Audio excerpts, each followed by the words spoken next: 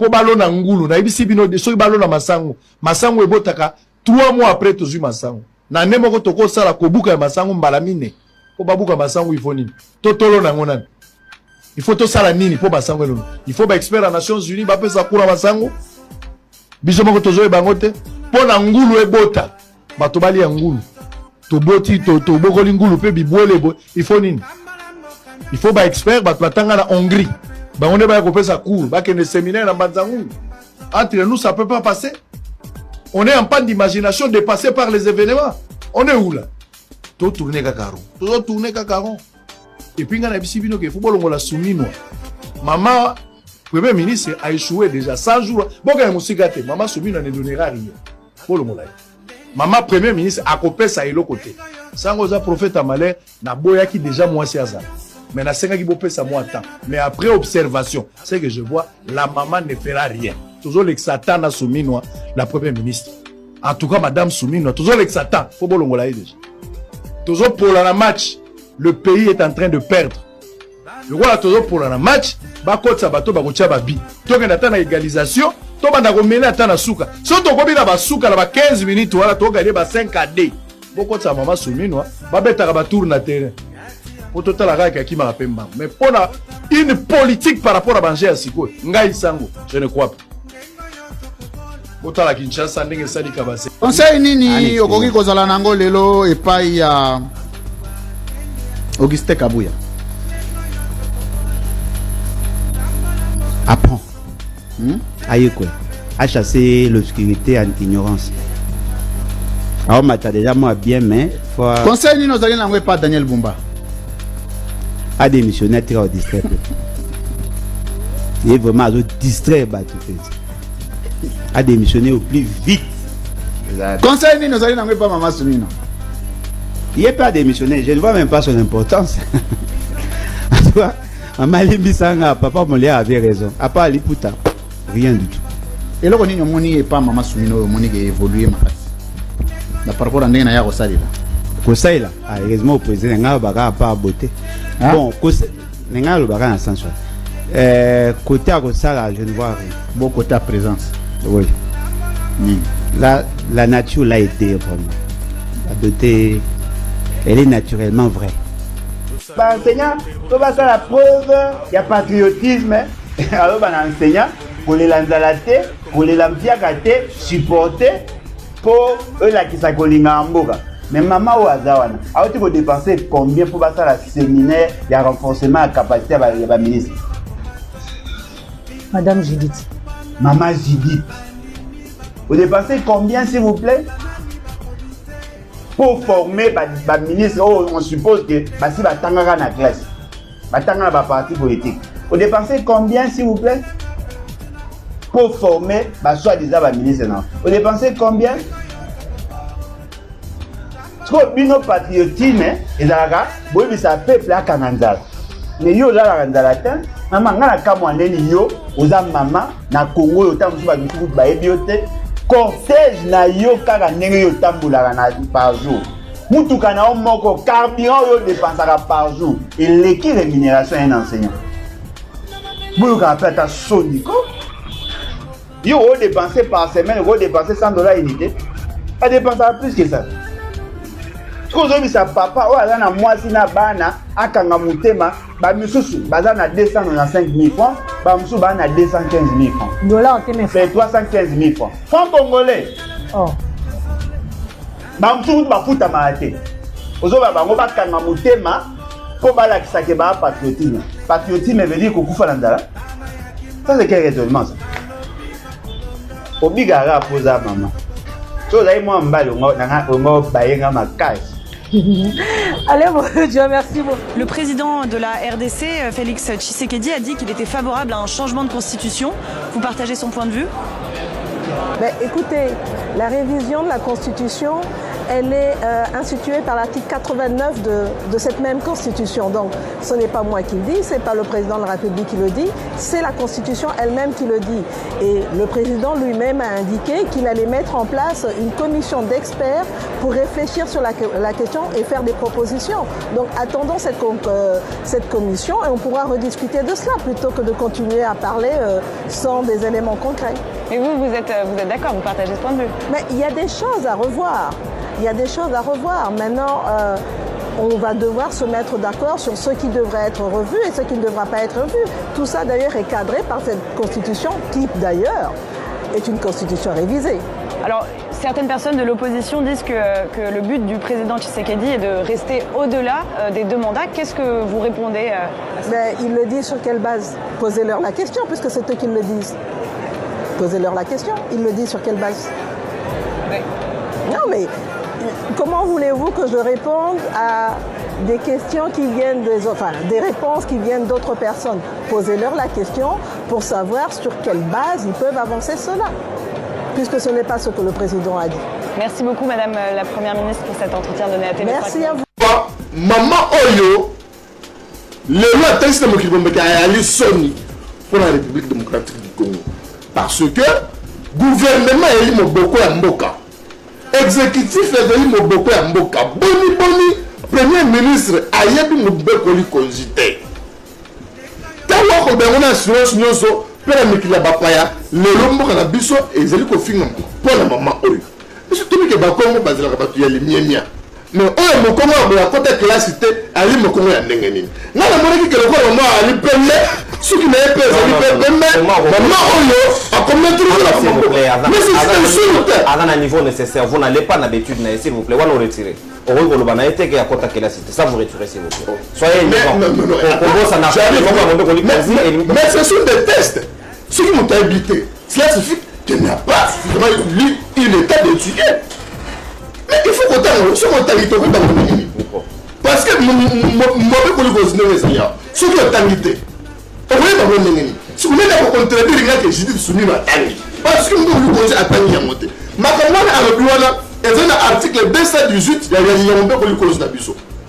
Mais il y a un article 89. On m'a un article 89, on a composé un article 218. Et il y a totalement différent.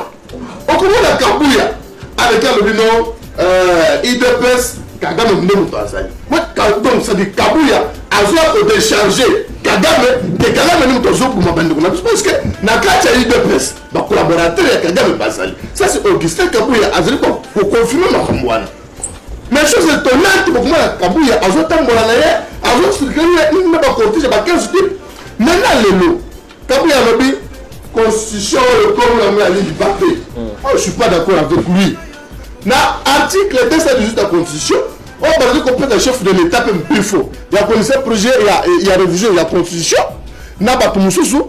Basel est venu qu'on mette la Constitution échangeable ou bien elle modifie de Constitution et beaucoup qui peut modifier. Mais cela, elles ont pris ce pouvoir de Yakoboya aux en place. Parce que ceux qui Constitution est en place, ils ont quitté de Godono. Le même année, il m'a pour 2018. Il n'y a qu'un seul pour que Félix Antoine Tshisekedi soit comme président de la République. Moi, je pense qu'au sein, il y a une sacrée, et ils ont un flatteur rebelle. Ils ont un bateau, ils ont un bateau, ils ont un bateau, ils ont un avocat à la carte. Ils ont un conseil que, c'est chef de l'État. Constitution est allée, et qu'on a modifié, qu'on a révisé à tout moment, ce qui nécessitait d'urgence est allé, surtout pour les bateaux. Conformément à l'article 218 et plus même plus faux, il y a combien de mais ce qui Kabouya a une constitution comme la Libabé, c'est-à-dire Libabé parce que le chef de l'État fait ce que tu as Azali n'a pouvoir. Moi je pense que Bandogramso a eu de peste, Makanis n'a pas n'a pas projeté. Et c'est le bâtiment pour la Makanis n'a pas parce que je dis Soumino. Et là qu'on s'est lié aux Zanzam Benem à confondre. Parce que nous qui causons la pleine maison que les bagnoles n'a pas eu plus de temps non. En tant que communicateur, il y a une sacrée. Je dis que n'a pas ce temps-là, il faut vendre sa banque. Après, c'est bon, il y a peut-être un temps, il faut qu'on communique. Non, changer la communication. Moi, moi, c'est une relation qui Sandra. C'est une femme incompétente. Mais une grande personnalité qui n'arrive pas à bien orienter son chef, ça veut dire qu'elle est incompétente. Mais il faut qu'on connaisse parce que vous n'allez pas quitter. Non, donc beaucoup de gens alors de colonel. Belena ba Françoise Boué la RTNC. Mais bon non pour la construction dans zone ba bonne de colonel. Ya Judith Souminoa. Maman. Pour la honorer ba congolais. Tous allez ko sera démission na yo. Et c'est là qu'on démissionner parce que yo moko zali soni. Au lieu de soni na yo et pas une famille na yo. Obimesi soni wana na Congo mokili mais la TV5 pour la confiance ba congolais que premier ministre la bango a eu beaucoup de curiosité. Tu n'es plus digne d'être après premier ministre de la République démocratique du Congo et c'est là qu'il a démissionné. Koulouk n'a plus ceux qui toulouk à mobile naïe a conseillé à démissionner le bon pour chef de l'État. Je dis que à ici ma limite naïe. Banda zawa à ça et le côté. Au moins nous les bateaux se battent là. Bateaux se battent côté partout. Ma camion ce qu'on passe. Depuis la Zélouana, le maquillage n'est pas évolué. Mais moi, je suis depuis j'assure mes propos. Ce que vous allez que Bangla, mais bien sûr, maman, je dis Souminoa, et c'est moi qui ai démissionné. Parce que ce qu'il y a Zélouana, aussi le gouvernement n'a et c'est pas tout le monde. Aujourd'hui, tout le ministre et la ressource hydraulique et électricité, le chef de l'État, c'est-à-dire que de mission, il y a juste Souminoa dans 48 heures. Merci beaucoup, mon amboka, mon gamba, ya peuple, Gaston Piana. Et nous leur disons qu'ils ne s'alignent pas sur la liste des plus forts pour défier la population congolaise. Alors, maman premier ministre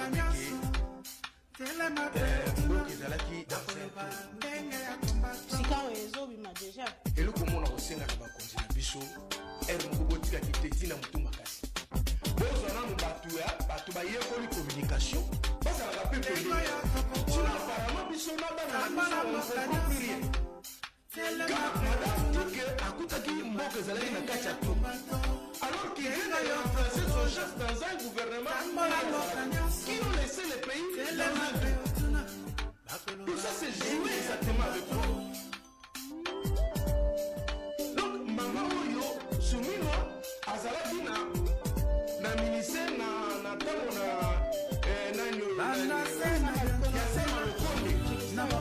ministère ya plan esika azuli kutu totela nyama lipungu tulopanda ya mbalo maman wana akososolisa ya kotele makolo bana biso ke akutaki mboka dans les trous il a mis les pays dans les trous. Laissez-nous ça. Arrêtez, laissez-nous ça. Ça va qu'on a fait quoi de bien. Ça va qu'on a fait qui n'est pas mal. On a tout dévoilé la population. Madame, ces gens ici se protègent en bien. Parce que chérie, nous sur le système a dit qu'elle est là. Bon, tout n'a pas eu mon tout n'a pas eu un mot. Lia, tokende. Je te dis.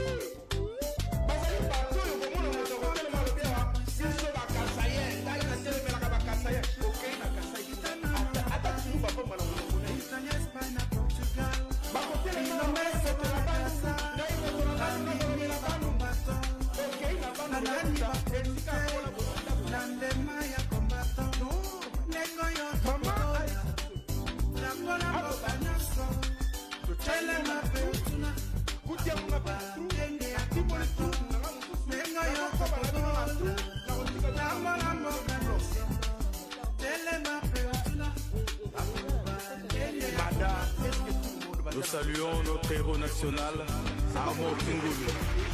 Depuis le village Bombili, El Commandante, le maréchal Neng Congo.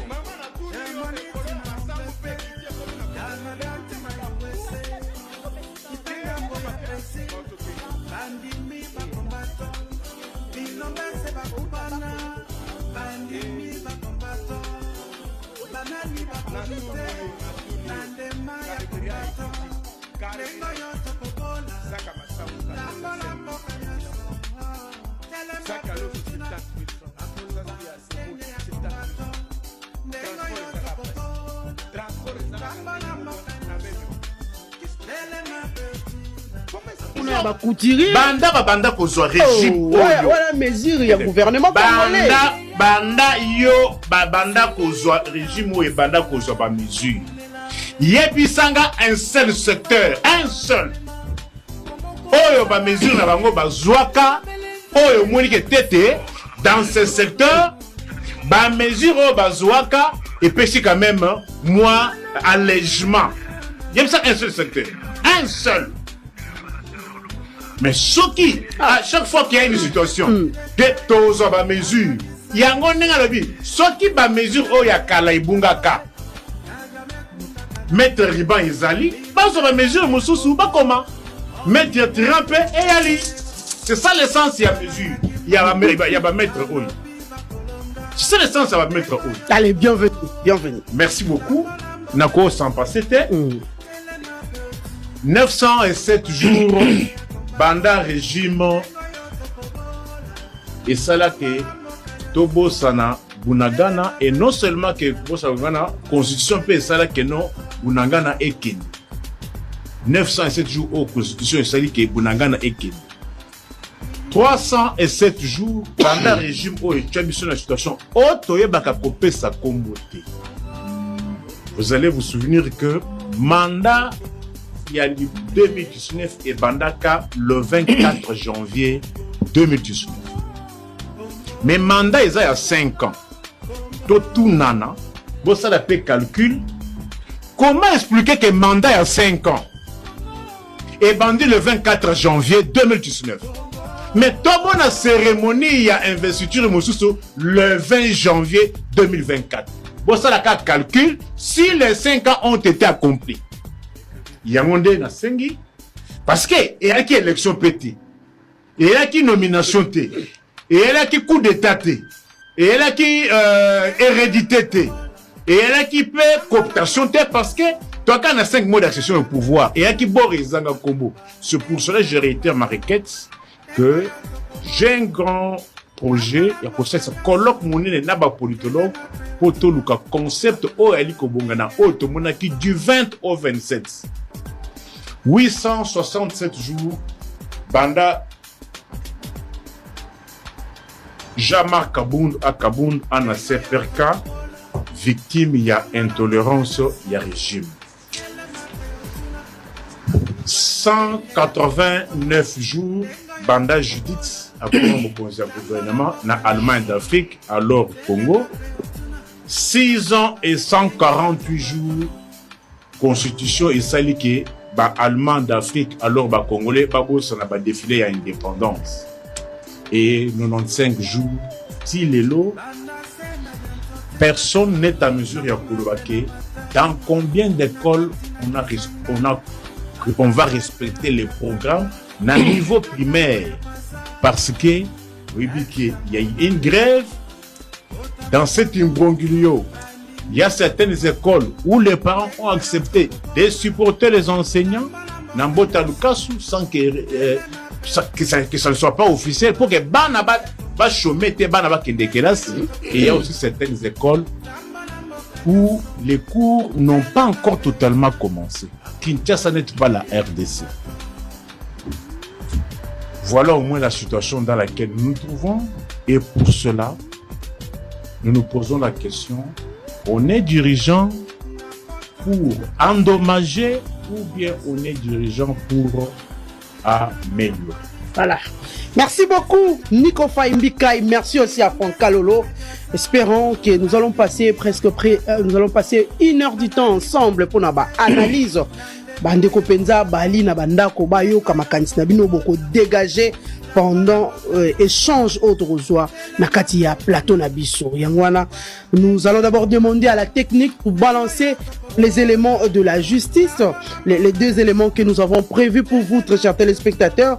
Les procès en appel dans l'affaire Corneille Nangaa.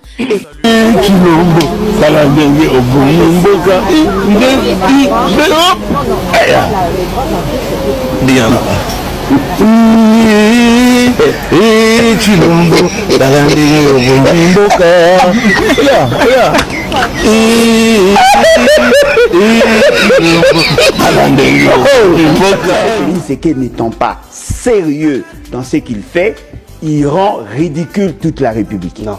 Il est en train de jeter. Mais apparemment, c'est lui qui vous sert de président avait dit à la face du monde qu'il va rencontrer Kagame, que le jour de l'avènement de Dieu, il y a une évolution, ça sera probablement en enfer. Parce que je ne vois pas Félix Tshisekedi Kagame se retrouver au paradis. Donc, nous comprenons que M. Félix Tshisekedi, quand il est dans une forme d'ivrognerie langagière, il fait des déclarations sans mesurer la portée de ce qu'il dit. Et quand il est rattrapé par ses propres turpitudes, qu'est-ce qu'il fait? Il cherche à justifier. Mais comment un pays dont le président a eu à faire des déclarations disant qu'il ne va plus rencontrer M. Kagame, pourquoi vous vous plaignez si Kagame refusait de vous rencontrer? Non, on ne se plaît pas. Alors, s'il n'y a pas de problème, si personne ne se plaint... On a exposé la réalité non, face à l'humanité, que Kagame ne fait pas la paix. Voilà. C'est ça, c'est plaindre en fait. Non, mais attendez. Est-ce que pour que nous ayons la paix dans dire la vérité, ce n'est pas... voilà, de contre-vérité, oui. Vous avez dit que vous n'allez pas rencontrer Kagame. Il y a des gens qui vous ont applaudi, qui ont applaudi M. Félix Tshisekedi. Et aujourd'hui, vous dites non, voilà, pourquoi Kagame a-t-il refusé de vous rencontrer? Mais vous oubliez qu'il y a eu une médiation du président angolais. Non, mais attendez. Ça a commencé bien avant. Pour qu'il y ait cette... ça a commencé bien avant. Pendant que M. Félix est entré dans cette ivrognerie langagère, je tiens à vous rappeler qu'il était déjà dans un processus. Et alors pourquoi l'avoir dit? Parce qu'il y a des... Yokaki, ministre des Affaires étrangères au Rwanda, à l'obité, Bakoki Koya, Teka Kapo, Nateba Kangaraba photo. Donc, Marley, vous remarquez que Bino Bolingaba photo, Mingi Nambo Kanabiso. Mais Moutasali Mamoua Barama, c'est Patrick Mouyaya. Comment ça? Quand on a un photographe, il y a Kagame avec des sourires pepsoda. Mais Oana Ezali, ancienne photo. Maintenant, Kagame n'a Kalazagi par rapport à Congo. Il était toujours le même Paul Kagame qui déstabilisait le Congo depuis les années 96. Donc, vous savez que Kagame n'a moment morobo avec n'a déstabilisé le Congo. Non, c'est faux. L'échec parce que nous sommes en face des amateurs. Des gens qui n'ont pas appris la politique internationale. Comment ça? Mais je vous dis, la première fois dans Zanzibar, sous les bois, comme d'habitude, les deux personnes se vendent dans la Sanzete. Bakenda kokutana na ba James Kabarebe na Zanzibar na Sanzete et surtout ka bakanga bango photo bakomiono le Rwanda avait espionné. Mais bino ba espionnera bino. Quels sont les mécanismes pour faire la place dans le service de renseignement? Cet échec parce que tu sais qu'est dit croyez accepter la construction et un corridor, il y a l'obito qu'il aura l'avantage, il y a ou appui, il y a Joan Lorenzo. Or, le débat, c'est au-delà du corridor. Au-delà du corridor. Il